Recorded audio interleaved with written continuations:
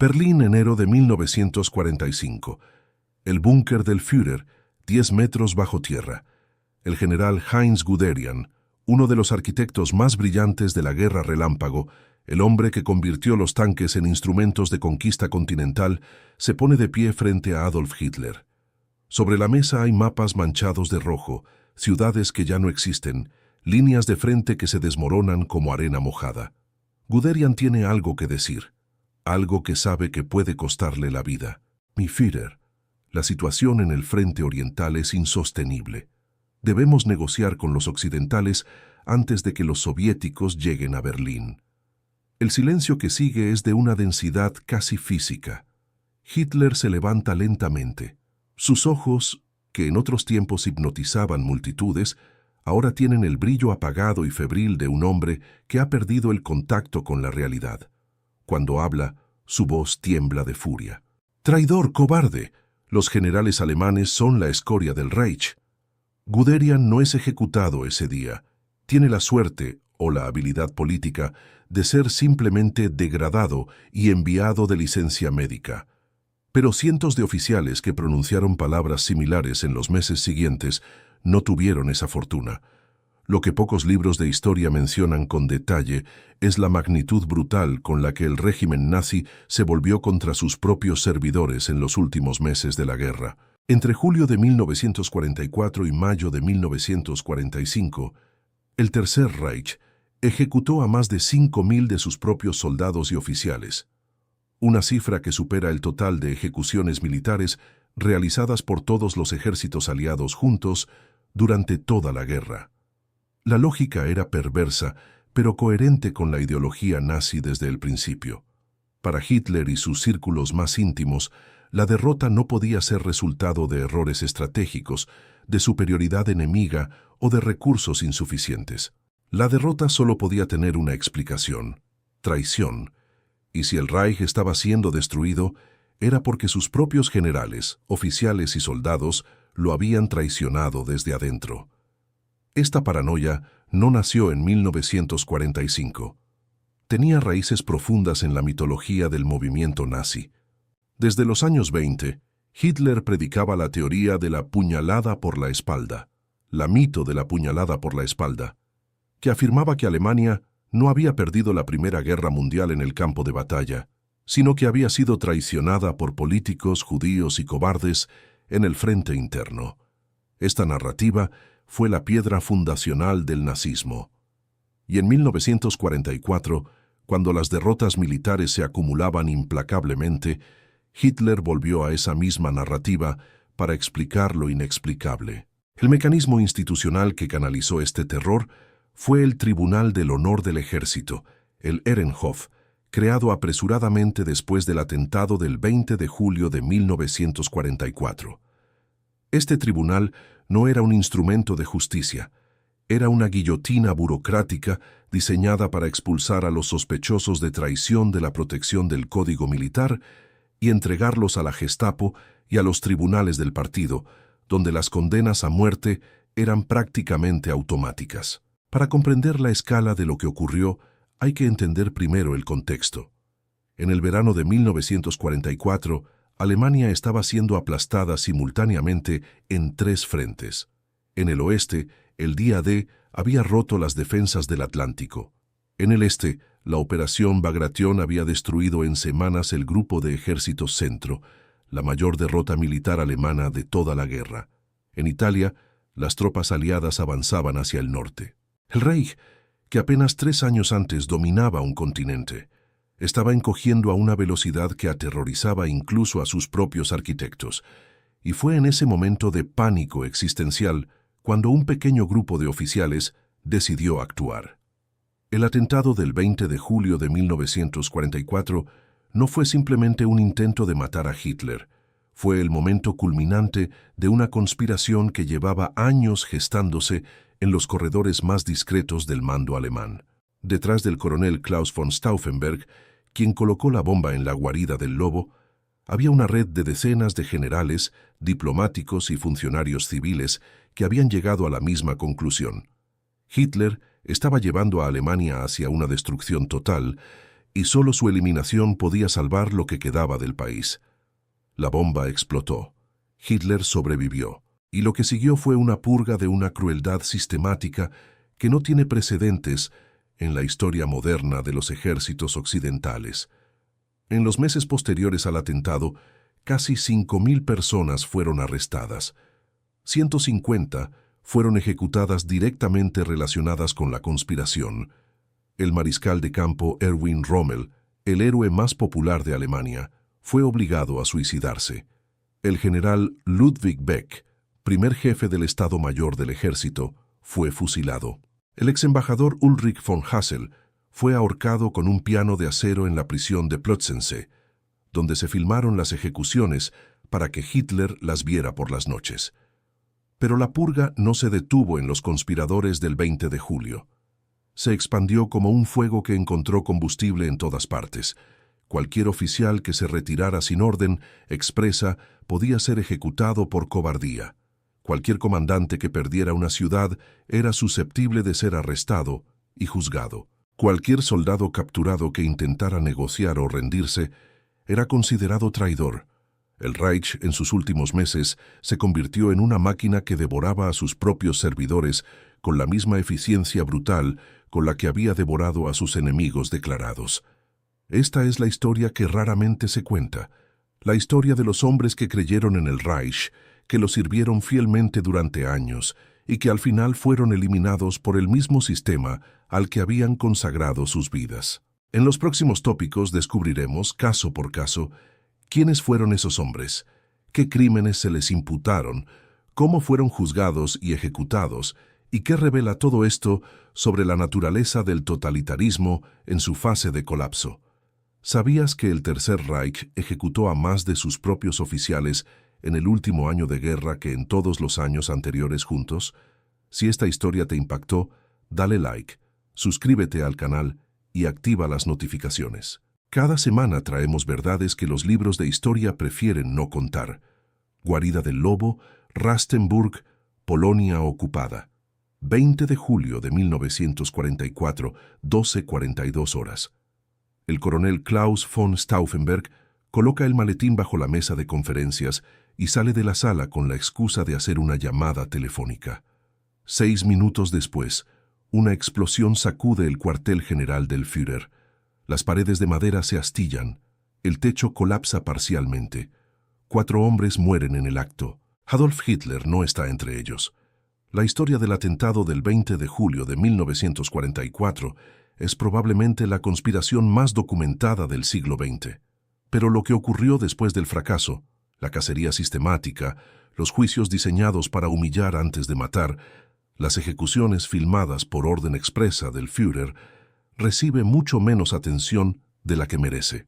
Para entender por qué este fracaso desató la mayor purga interna de la historia militar alemana, hay que comprender quiénes eran los conspiradores y qué representaban. Stauffenberg no era un disidente político de nacimiento.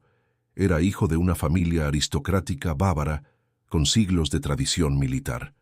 Había servido con distinción en Polonia, Francia y el norte de África, donde perdió el ojo derecho, la mano derecha y 2 dedos de la izquierda por el ataque de un avión aliado. Era exactamente el tipo de oficial que el sistema nazi glorificaba en sus carteles de propaganda. Heroico, sacrificado, devoto al servicio de su patria. Lo que lo transformó en conspiradores no fue una conversión ideológica abstracta. Fue el contacto directo con la realidad de lo que Alemania estaba haciendo en los territorios ocupados. En 1942, durante su servicio en el Frente Oriental, Stauffenberg fue testigo de ejecuciones masivas de civiles. Vio los efectos del Holocausto en Polonia y llegó a una conclusión que fue madurando durante meses. Aquello que servía no era Alemania. Era una maquinaria criminal que estaba destruyendo tanto a sus víctimas como a sus ejecutores. Esta misma conclusión habían alcanzado por caminos distintos docenas de oficiales de alto rango que formaban el núcleo de la conspiración. El general Friedrich Olbricht, jefe del ejército de reserva, había diseñado el plan operativo del golpe. La Operación Valquiria originalmente creada como protocolo de emergencia para movilizar tropas en caso de insurrección interna, fue reconfigurada para tomar el control de Berlín después de la muerte de Hitler. Olbricht era un hombre metódico y cauteloso, consciente de que un fracaso sería fatal, y que procedió de todas maneras porque consideraba que la inacción era igualmente fatal para Alemania. El general Ludwig Beck había sido el jefe del Estado Mayor General hasta 1938, cuando dimitió públicamente en protesta contra los planes de Hitler para invadir Checoslovaquia. Su dimisión fue un acto de disidencia insólito en el contexto del régimen. Beck era el hombre designado para asumir la jefatura del Estado provisional después del golpe. Y luego estaba el almirante Wilhelm Canaris, jefe de la Abwehr, el servicio de inteligencia militar, cuya participación en la conspiración fue la más ambigua y la más letal de todas. Canaris llevaba años utilizando su posición para sabotear discretamente operaciones nazis y para ayudar a judíos y disidentes a escapar de Europa. Su doble juego era de una complejidad casi inverosímil. El fracaso del 20 de julio fue en parte técnico y en parte de mala suerte. La bomba explotó debajo de la mesa de conferencias, pero un oficial, sin saberlo, movió el maletín al otro lado de una pata de roble macizo que absorbió parte de la onda expansiva. Hitler sobrevivió con quemaduras y perforación de tímpanos. En Berlín, la operación Valkyria se activó con retraso y confusión. Cuando llegó la noticia de que Hitler estaba vivo, la cadena de mando se desintegró. Stauffenberg y 3 de sus colaboradores más directos fueron fusilados esa misma noche en el patio del cuartel general de la Wendlerstraße, bajo la luz de los faros de los coches, antes de que ningún tribunal pudiera siquiera reunirse. Fue la última ejecución relativamente rápida de toda la purga. Lo que vino después fue mucho más calculado y mucho más cruel. Hitler, una vez superado el shock inicial, no quería simplemente eliminar a los conspiradores.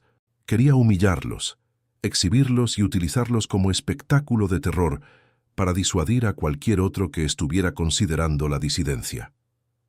El ministro de Justicia Otto Georg Thierack creó un procedimiento especial. Los acusados serían despojados de su rango, uniformes y condecoraciones antes del juicio. Se presentarían ante el tribunal como civiles anónimos. Y el tribunal, presidido por el juez Roland Freisler, un hombre cuyas audiencias se parecían más a ejecuciones públicas que a procesos legales, conduciría juicios diseñados para degradar antes de condenar. Las filmaciones de los juicios que han sobrevivido muestran escenas de una violencia verbal que impacta incluso hoy.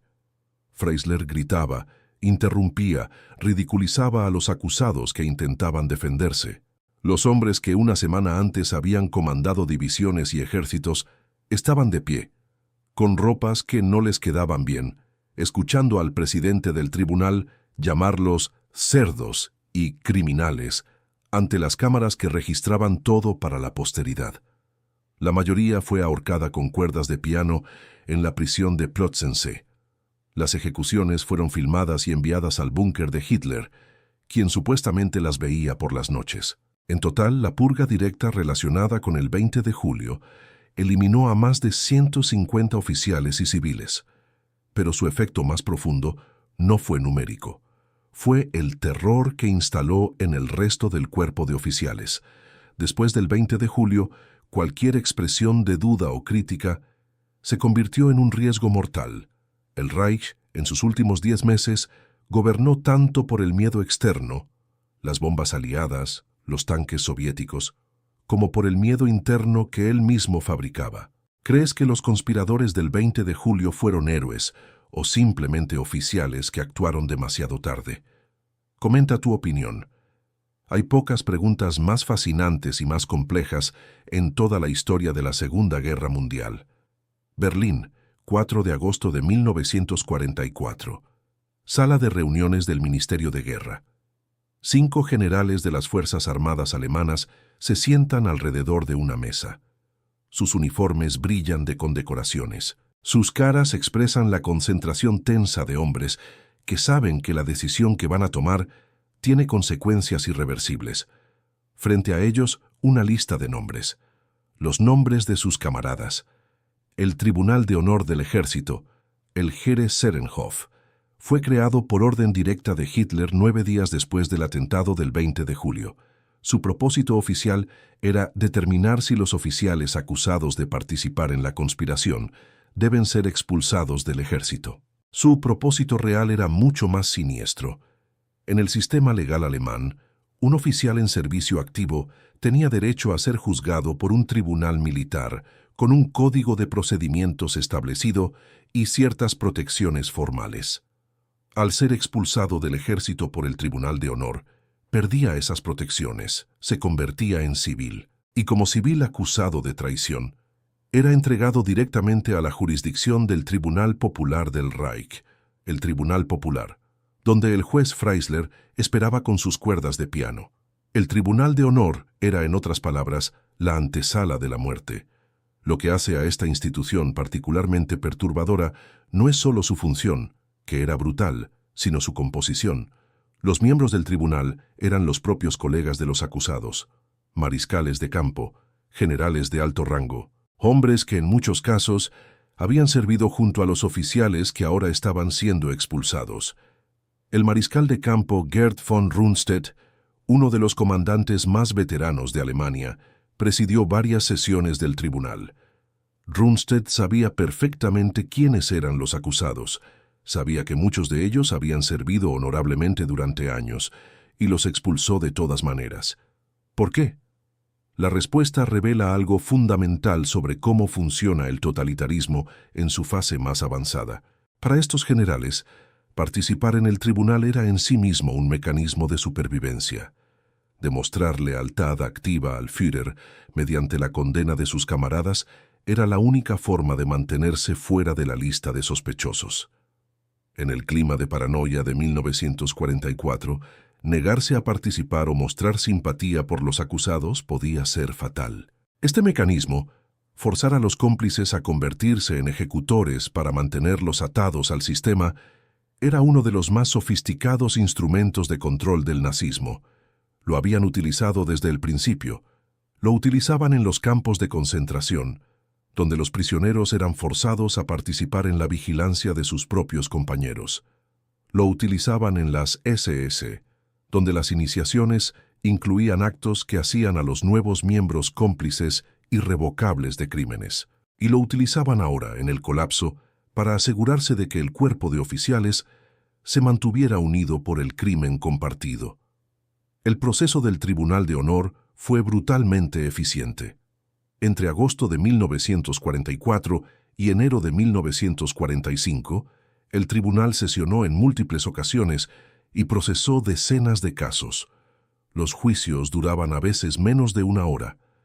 Las expulsiones eran casi automáticas, y cada expulsión significaba la entrega del acusado al Volksgerichtshof. El caso más significativo fue el del general Friedrich Fromm, comandante del ejército de reserva, que había supervisado el fracasado intento de golpe, pero que había ordenado el fusilamiento de Stauffenberg y sus colaboradores más cercanos aquella misma noche, en un intento desesperado de borrar su propia implicación.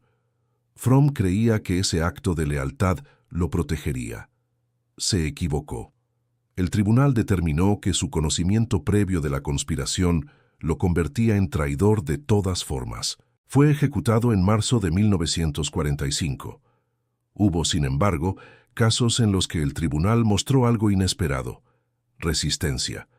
El general Adolf Heusinger, jefe del Estado Mayor Operativo y presente en la reunión donde explotó la bomba, fue investigado por sospechas de complicidad. Varios testimonios lo mencionaban en conexión con los conspiradores, pero el tribunal, en un movimiento que aún genera debate entre historiadores, determinó que no había pruebas suficientes para su expulsión. Heusinger sobrevivió, y su historia posterior es uno de los capítulos más extraños de toda la posguerra.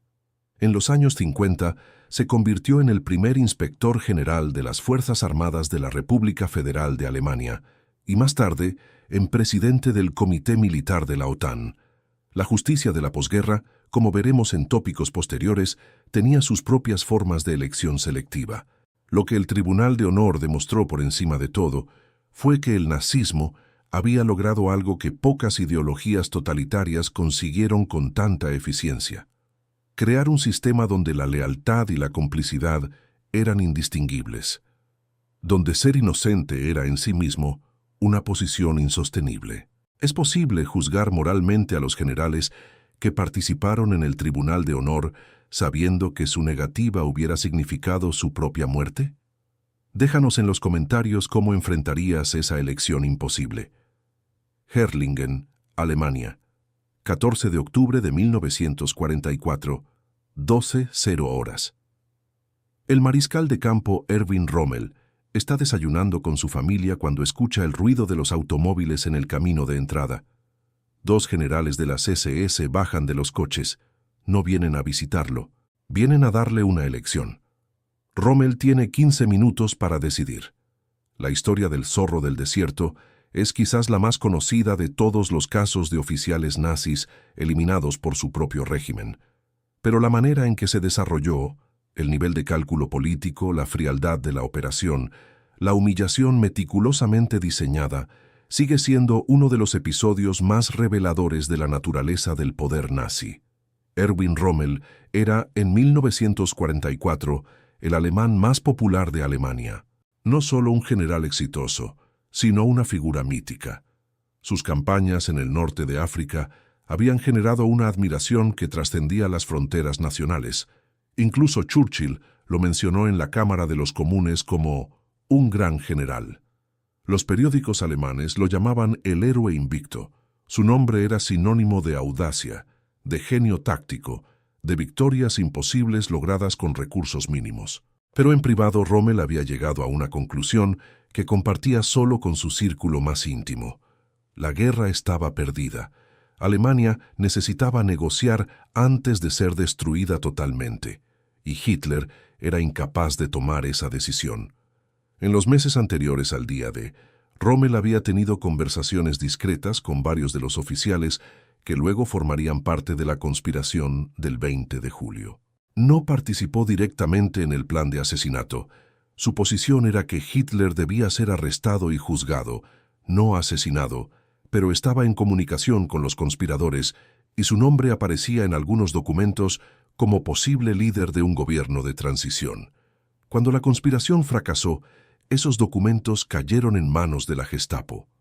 El dilema que enfrentaba Hitler era de una complejidad política notable. Rommel era demasiado popular para ser ejecutado públicamente sin generar una crisis de moral en el ejército y en la población civil. Un juicio público al héroe más grande de Alemania podría ser más devastador para el régimen que la conspiración misma, y al mismo tiempo, dejarlo vivir con el conocimiento de su implicación era impensable. La solución que se diseñó fue de una perversidad calculada.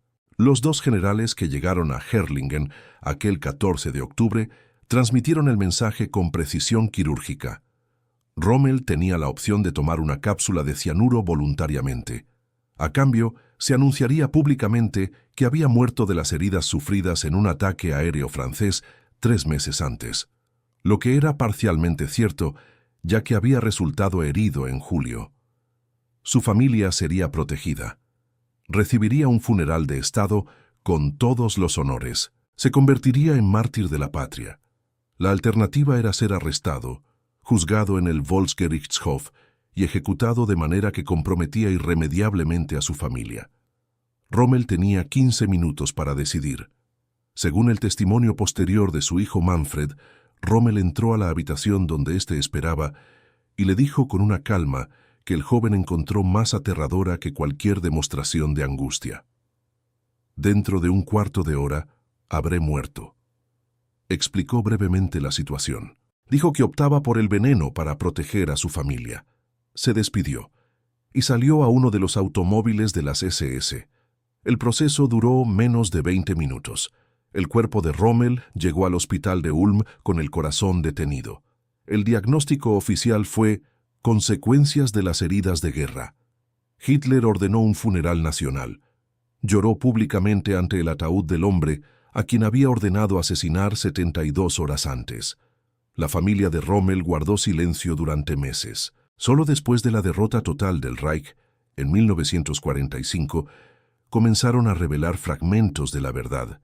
Lo que el caso de Rommel ilustra de manera casi perfecta es el mecanismo de muerte limpia que el régimen utilizó en casos políticamente sensibles. No era simplemente una cuestión de eficiencia, era una operación de gestión de narrativa. El Reich necesitaba héroes incluso al final, y si esos héroes tenían que morir, era preferible que murieran de maneras que el aparato propagandístico pudiera controlar y utilizar. El funeral de Estado de Rommel fue transmitido por radio a toda Alemania.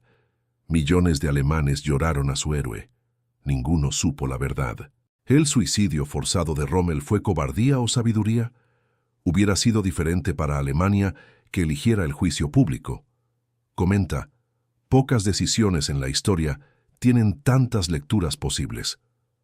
Berlín, 7 de agosto de 1944. Sala del Tribunal Popular del Reich. El juez Roland Freisler entra a la sala con el paso rápido y nervioso de un hombre que lleva la energía de la furia dentro del cuerpo. Viste su toga roja de magistrado del Reich. Sobre la mesa, frente al estrado, hay 8 hombres en ropa civil, que días antes eran generales y diplomáticos. Ninguno de ellos sabe todavía exactamente qué va a ocurrir en las próximas horas. Están a punto de descubrirlo. Roland Freisler es una de las figuras más inquietantes de todo el aparato judicial nazi, y también una de las menos conocidas fuera de los círculos especializados. No era un ideólogo de primera línea como Goebbels, no comandaba ejércitos como los generales que ahora juzgaba. Era, en apariencia, simplemente un juez. Pero la forma en que ejerció ese rol lo convirtió en uno de los instrumentos más letales del terror de Estado nazi. Su historia personal tiene una ironía que no escapó a sus contemporáneos. Freisler había sido prisionero de guerra durante la Primera Guerra Mundial, capturado por los rusos, y durante su cautiverio había aprendido la lengua rusa y estudiado el derecho soviético. Algunos historiadores sugieren que su estilo judicial, los gritos, la humillación sistemática del acusado, el juicio como espectáculo de poder antes que como búsqueda de verdad, era una adaptación consciente de las técnicas del proceso de Moscú estalinista. Freisler presidió el Volksgerichtshof desde 1942 hasta su muerte en 1945. En ese periodo, el tribunal emitió más de 5.000 condenas a muerte. El porcentaje de condenas respecto a acusaciones superaba el 95%. Los procesos del 20 de julio que Freisler dirigió en agosto de 1944 son los que han sobrevivido en formato filmado y los que mejor documentan su método. El acusado entraba a la sala sin cinturón ni tirantes, para que sus pantalones cayeran parcialmente y la humillación comenzara antes de que abriera la boca. Se le negaba sistemáticamente la posibilidad de completar una oración. Cuando intentaba argumentar o explicar, Freisler lo interrumpía con gritos, con insultos, con preguntas diseñadas no para obtener información, sino para aumentar la degradación. «¿Quién te crees que eres, viejo payaso?», le gritó al general Friedrich Olbricht. «Eres un cerdo que solo merece colgar», le dijo al exembajador Adam von Trott, su Solz. Las filmaciones muestran algo que resulta difícil de ver, incluso con la distancia de 8 décadas. Hombres que habían comandado ejércitos y diseñado estrategias continentales, reducidos a figuras disminuidas que intentan mantener la dignidad mientras un hombre les grita que son basura. Freisler dictaba las sentencias casi antes de que concluyeran las audiencias. La condena a muerte por ahorcamiento con cuerda de piano, deliberadamente elegida por ser más lenta y dolorosa que el fusilamiento, era la regla, no la excepción. En la prisión de Plötzensee, en las afueras de Berlín, las ejecuciones se realizaban en una sala especial equipada con ganchos en las vigas. Los condenados eran colgados con cuerdas que permitían una asfixia lenta de varios minutos. Las ejecuciones fueron filmadas por orden de Hitler y enviadas al búnker del Führer. El propio Goebbels pensó inicialmente en mostrar las películas en los cines como advertencia pública. Finalmente decidió no hacerlo, calculando que el efecto podría ser contraproducente. Las filmaciones permanecieron clasificadas, pero se sabe por testimonios de personas que las vieron en el búnker que Hitler las revisaba repetidamente. El final de Freisler llegó de manera que algunos describieron como poética, aunque la palabra correcta podría ser fortuita. El 3 de febrero de 1945, mientras presidía otro juicio en el Volksgerichtshof, un raid aéreo masivo de los B-17 americanos sobre Berlín alcanzó directamente el edificio del tribunal. Un fragmento de escombro cayó sobre Freisler en plena sala de audiencias. Murió en el acto, sujetando todavía el expediente del acusado que estaba juzgando en ese momento. Ese acusado, el aristócrata Fabian von Schlabrendorff, que había sobrevivido a varios intentos fallidos de asesinar a Hitler, fue el único acusado ante Freisler que salió vivo del tribunal. Su sucesor como presidente encontró los cargos técnicamente insuficientes y lo absolvió semanas después. ¿Puede un sistema judicial convertirse en un instrumento de terror sin que sus operadores sean conscientes de ello? ¿O Freisler sabía exactamente lo que hacía? Comenta tu lectura de este personaje extraordinariamente perturbador. Stalingrado, 31 de enero de 1943. Sótano de los almacenes Univermag. El mariscal de campo Friedrich von Paulus firma la rendición del Sexto Ejército Alemán. 91.000 soldados, lo que queda de los 330.000 que entraron en Stalingrado, salen al frío siberiano con las manos sobre la cabeza. Von Paulus tiene el rango más alto de cualquier general alemán jamás capturado por un enemigo, y Hitler, quien lo había ascendido al mariscalato apenas un día antes precisamente para que no se rindiera, ningún mariscal de campo alemán había caído prisionero en la historia, considera su rendición la traición más grande de la guerra. Lo que ocurrió con von Paulus en los años siguientes es uno de los episodios más complejos y debatidos de toda la historia del Frente Oriental. Desde el punto de vista nazi, von Paulus cometió múltiples traiciones. La primera y más obvia fue rendirse en lugar de morir, violando la orden expresa de Hitler. La segunda, aún más imperdonable a los ojos del régimen, fue lo que hizo después de su captura.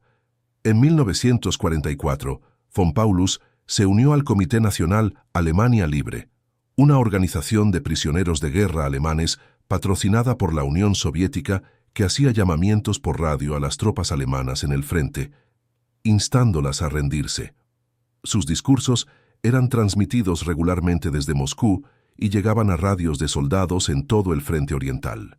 Para el régimen nazi, esto no era simplemente derrota, era traición activa, colaboración con el enemigo, propaganda en tiempo de guerra.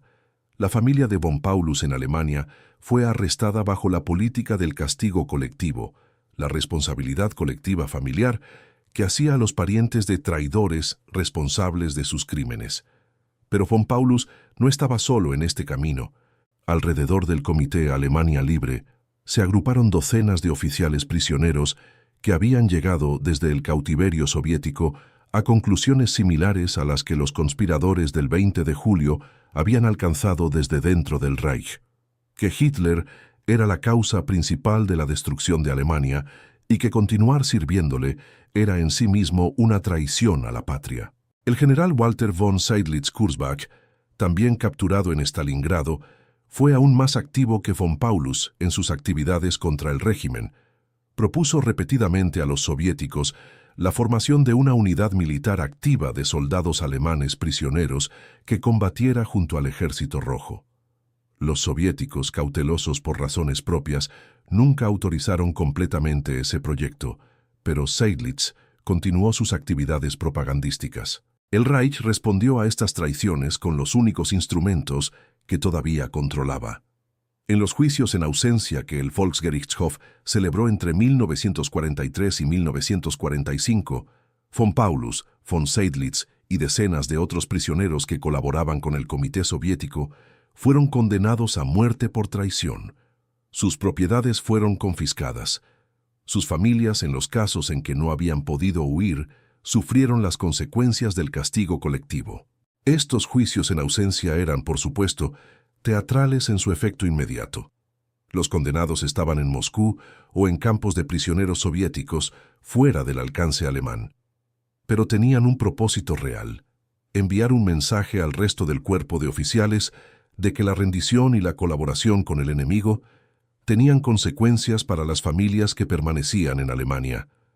El terror no necesita ser físico para ser efectivo. A veces, basta con que los soldados en el frente sepan que si se rinden, sus esposas serán arrestadas y sus hijos perderán el derecho al trabajo y la educación.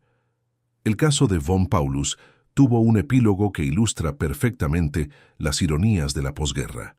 Después de 1945, von Paulus permaneció en la Unión Soviética hasta 1953, cuando fue finalmente autorizado a establecerse en Dresde, en la Alemania Oriental. Pasó sus últimos años escribiendo memorias y trabajando en una institución militar de la RDA.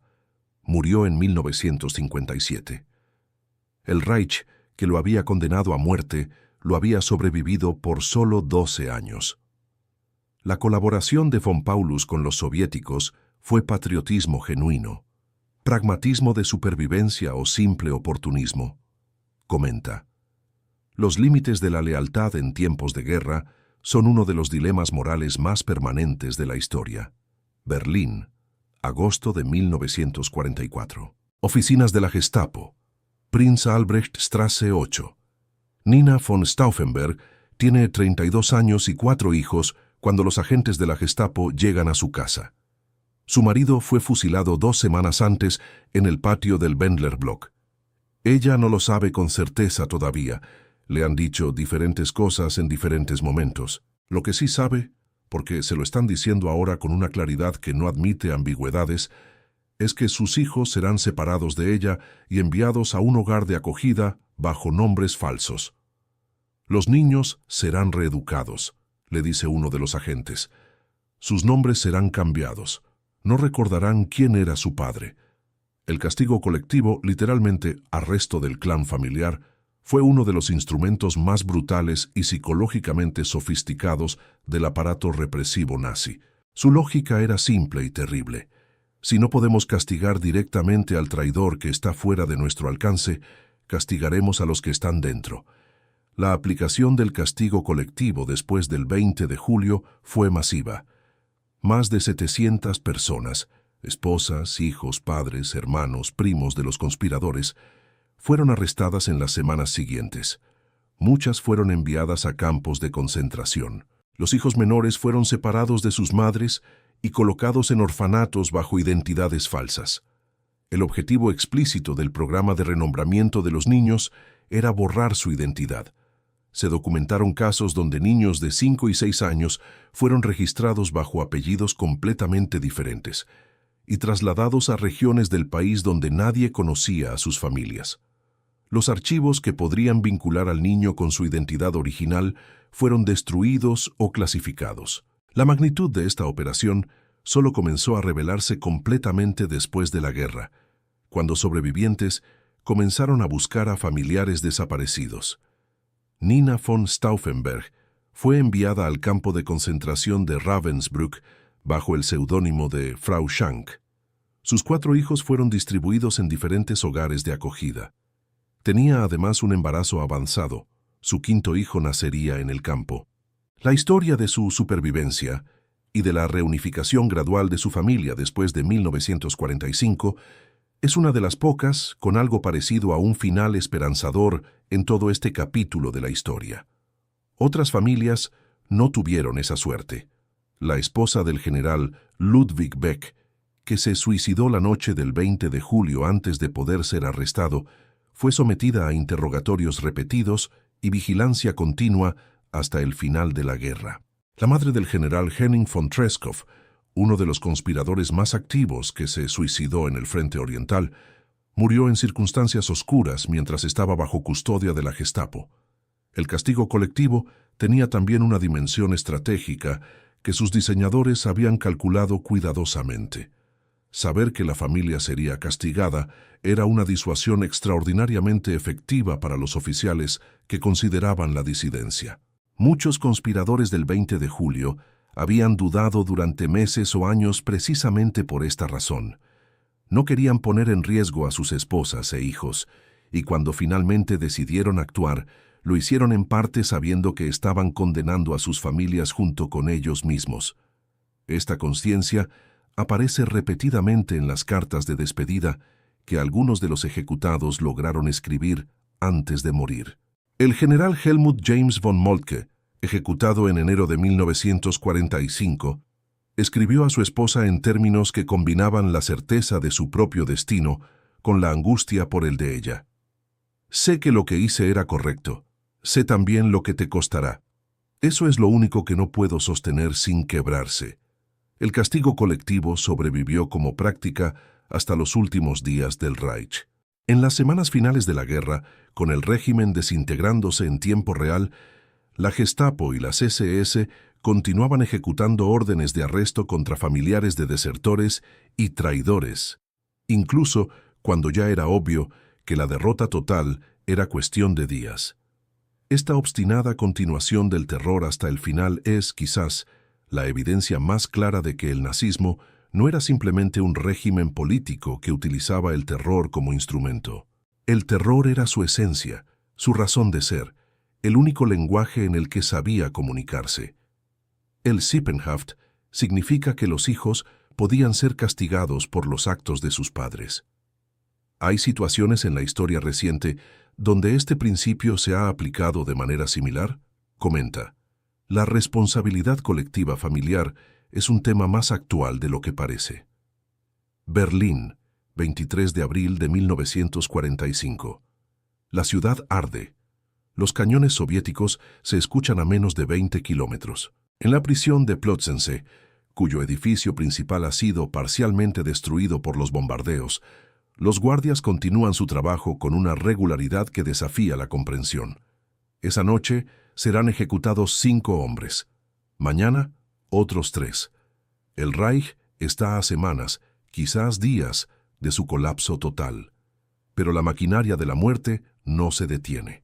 La última fase de las ejecuciones nazis de sus propios oficiales es quizás la más perturbadora de todas, no por los nombres, que en su mayoría son menos conocidos que los de los conspiradores del 20 de julio, sino por lo que revelan sobre la naturaleza del poder en su fase terminal. Mientras las tropas soviéticas avanzaban hacia el centro de Berlín, mientras los ciudadanos huían o se escondían en sótanos, mientras el aparato estatal se desintegraba en todas sus dimensiones prácticas, el sistema judicial del terror continuaba funcionando con una inercia que parecía independiente de cualquier consideración racional.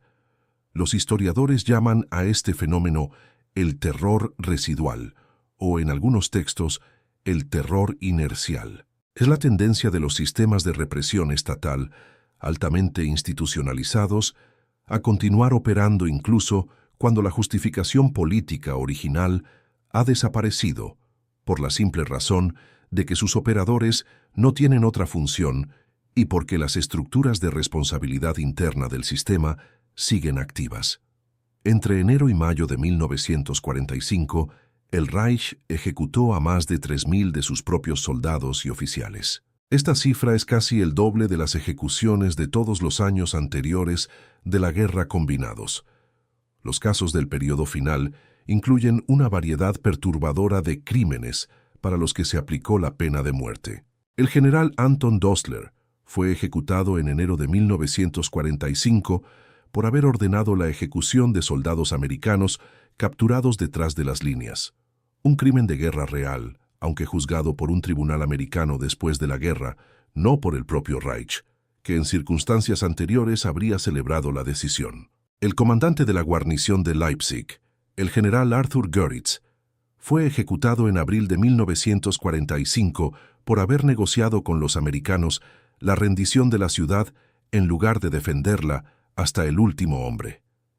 La ciudad tenía en ese momento decenas de miles de civiles que Goeritz intentó proteger. Para el Reich eso era traición. El alcalde de Stuttgart, Karl Strolin, fue arrestado en las semanas finales de la guerra por haber intentado contactar con representantes aliados. Logró sobrevivir hasta el fin de la guerra porque la llegada de las tropas francesas interrumpió el proceso judicial que lo habría enviado a la horca. En las zonas que aún estaban bajo control alemán, Las brigadas de las SS, conocidas como comandos de búsqueda, patrullaban las carreteras en busca de soldados que se hubieran separado de sus unidades, voluntariamente o no.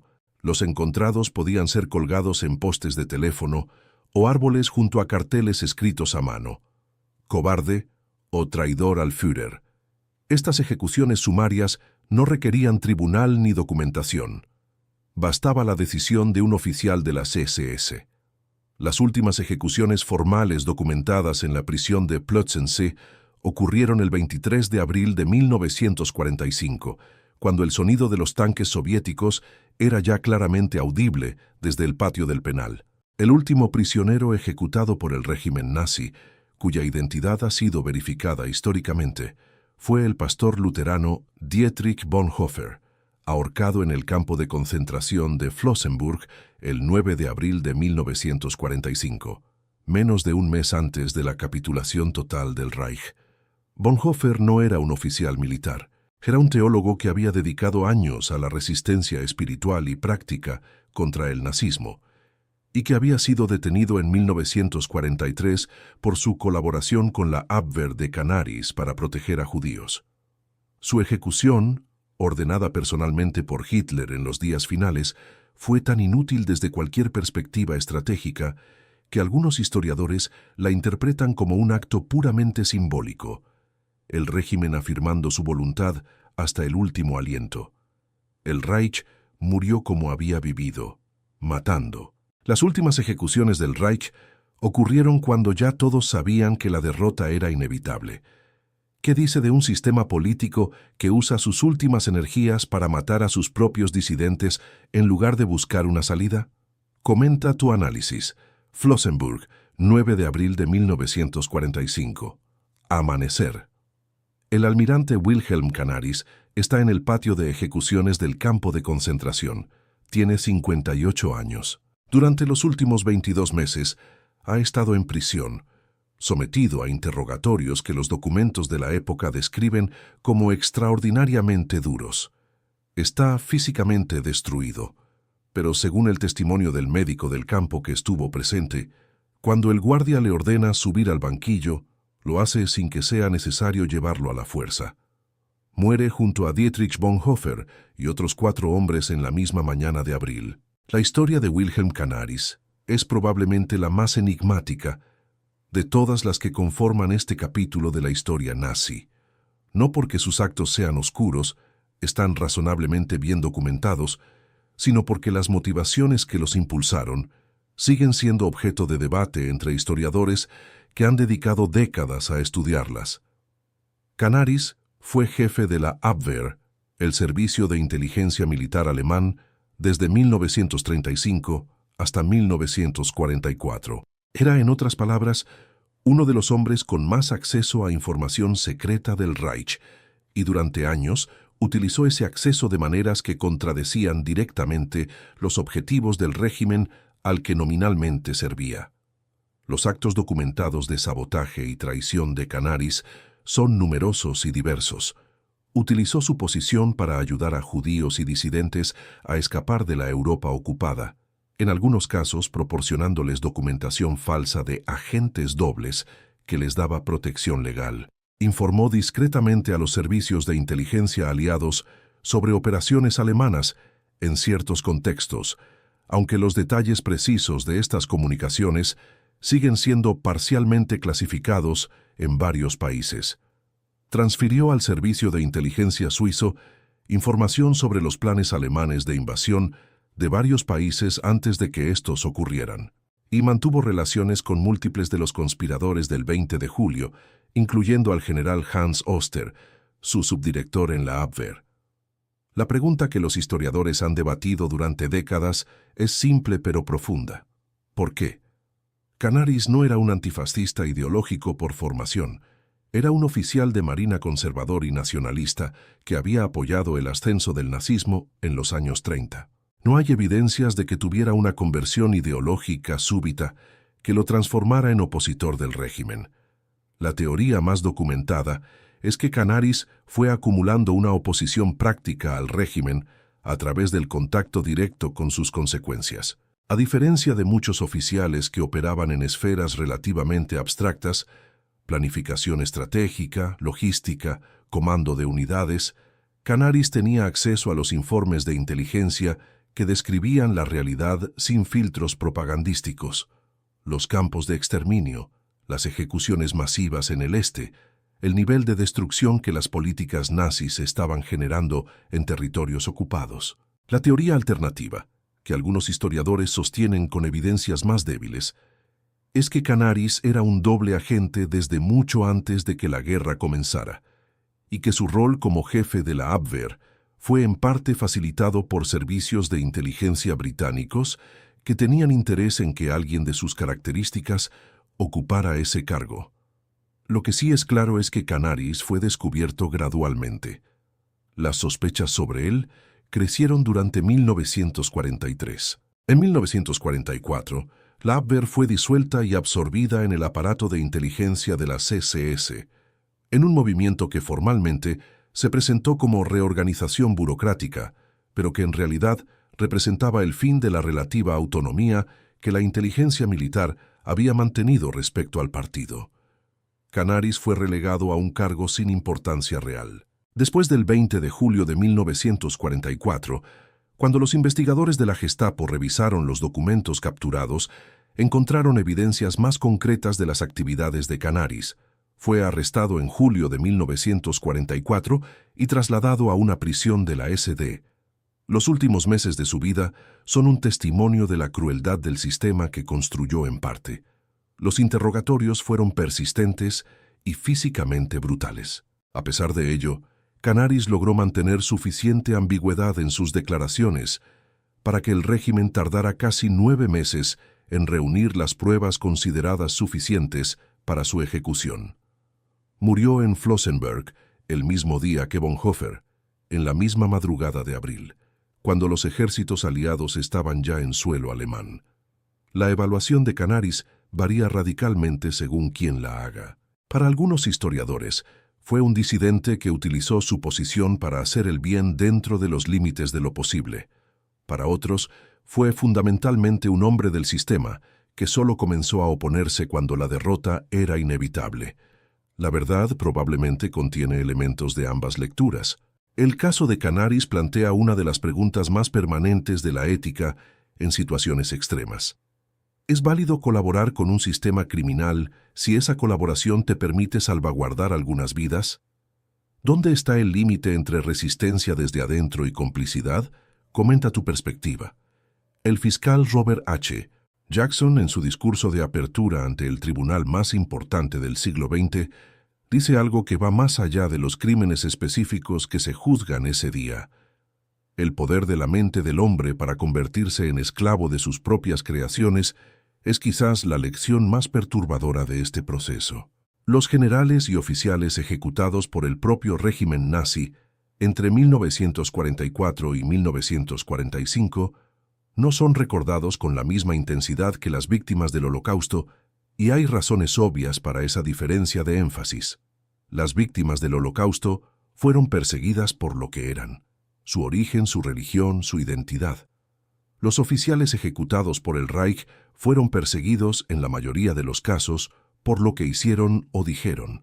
La diferencia moral no es pequeña, pero la historia de las purgas internas del nazismo contiene lecciones propias, complementarias a las del Holocausto, que son igualmente necesarias para entender cómo funcionan los sistemas totalitarios y por qué son tan difíciles de resistir. La primera lección es sobre la naturaleza del totalitarismo maduro. Los regímenes totalitarios no son simplemente dictaduras más eficientes.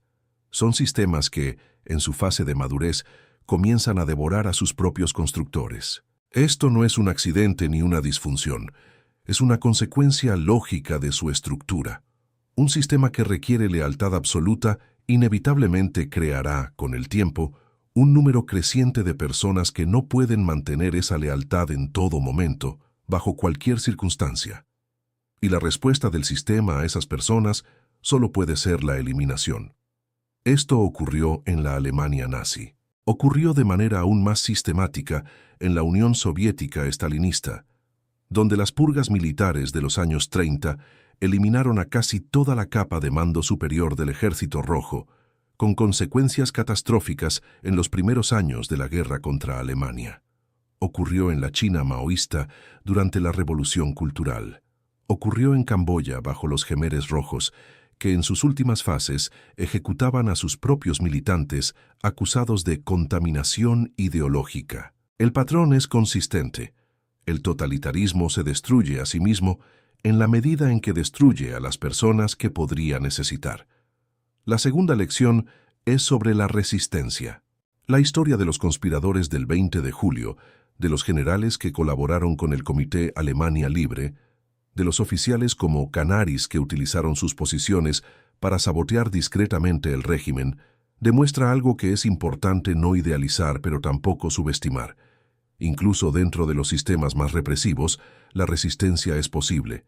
No siempre es eficaz, no siempre llega a tiempo, y casi siempre tiene un costo enorme para quienes la ejercen y para sus familias. Pero existe, y su existencia es políticamente significativa, porque demuestra que la obediencia al mal nunca es absolutamente automática ni completamente universal. Von Stauffenberg pudo haber continuado sirviendo al régimen hasta el final, como lo hicieron centenares de oficiales de capacidades similares. Eligió no hacerlo. Canaris pudo haber utilizado su cargo exclusivamente para los fines para los que fue creado. Eligió usarlo de otra manera. El alcalde de Stuttgart pudo haber ordenado la defensa de la ciudad hasta el último civil. Eligió negociar. Estas elecciones no absuelven a nadie de participar en el sistema nazi durante los años en que lo hicieron, pero demuestran que incluso en las condiciones más extremas, la agencia moral no desaparece completamente. La tercera lección es sobre la memoria. Las víctimas de las purgas internas del nazismo ocupan un espacio incómodo en la memoria histórica alemana de posguerra. No son, en su mayoría, figuras de resistencia limpia y sin ambigüedades. Von Stauffenberg, el conspirador más famoso, era un alemán profundamente nacionalista que había apoyado con entusiasmo las primeras conquistas del Reich. Sus motivaciones para el atentado mezclan el horror ante los crímenes nazis con el cálculo pragmático sobre las posibilidades de sobrevivencia de Alemania. Von Paulus comandó ejércitos que cometieron crímenes de guerra en el frente oriental antes de convertirse en portavoz soviético desde su cautiverio. Rommel fue el brillante ejecutor militar de una guerra de agresión antes de llegar a conclusiones privadas sobre su insostenibilidad. La tendencia de la memoria popular a simplificar estas figuras, convirtiéndolas en héroes puros o en la reacción contraria, descartándolas como traidores tardíos y oportunistas, hace un flaco favor a la comprensión de cómo funciona la moralidad en condiciones extremas. La cuarta y última lección es sobre la relevancia presente. En 2025 hay más regímenes autoritarios en el mundo que en cualquier momento desde la Segunda Guerra Mundial. Los mecanismos del castigo colectivo, la responsabilidad colectiva familiar por los actos de un disidente, siguen utilizándose en Corea del Norte, donde 3 generaciones de una familia son enviadas a campos de trabajo si uno de sus miembros cae en desgracia. Los tribunales de honor, diseñados para expulsar a los acusados de la protección del sistema legal ordinario antes de entregarlos a instancias más letales, tienen equivalentes funcionales en múltiples sistemas autoritarios contemporáneos. Y la lógica de la purga, la eliminación de los miembros del propio sistema que muestran señales de duda o independencia, sigue siendo un instrumento de gobernanza en regímenes que van desde Rusia hasta Venezuela. La historia de los oficiales nazis eliminados por traicionar al Reich no es solo historia del siglo pasado. Es un mapa de mecanismos que siguen activos, en formas adaptadas pero reconocibles, en el mundo de hoy. El filósofo George Santayana escribió que quienes no pueden recordar el pasado están condenados a repetirlo. Lo que la historia de las purgas nazis demuestra es algo quizás más matizado y más preocupante. Incluso quienes conocen el pasado pueden encontrarse en las condiciones adecuadas reproduciendo sus patrones con nuevos nombres y nuevas justificaciones.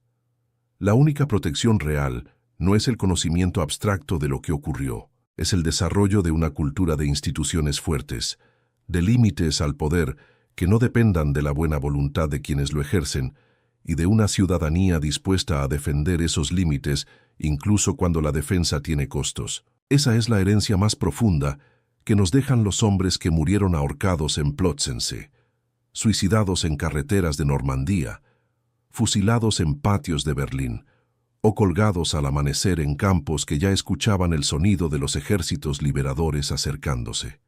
Murieron demasiado tarde por causas impuras, con manos que no estaban completamente limpias. Pero murieron, y eso, en el contexto del totalitarismo, no es poca cosa. Si esta serie te hizo pensar sobre los mecanismos del poder, la traición y la resistencia en los regímenes totalitarios, comparte este video con alguien que necesite entender por qué la historia no es solo el pasado, es el manual del presente. La memoria es nuestra única arma. Úsala. Acabas de conocer cómo el Reich ejecutó a sus propios hombres cuando dejaron de serle útiles. Pero hay una historia aún más perturbadora. La del oficial que cometió crímenes inimaginables en Auschwitz, escapó sin dejar rastro y vivió décadas entre vecinos que jamás sospecharon nada. Josef Mengele, el ángel de la muerte, se mezcló con el mundo normal,